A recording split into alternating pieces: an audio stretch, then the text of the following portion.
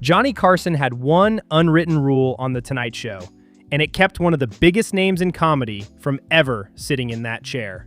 According to the new book, Love Johnny Carson by Mark Malkoff, Carson refused to book any guest who appeared in character, if he thought the audience at home couldn't tell whether the person was real or playing a role. And that policy had a very famous casualty, Paul Reubens. Because Reubens would only do press as Pee Wee Herman, Carson said no. And it wasn't just Pee Wee. Gilbert Gottfried? Banned.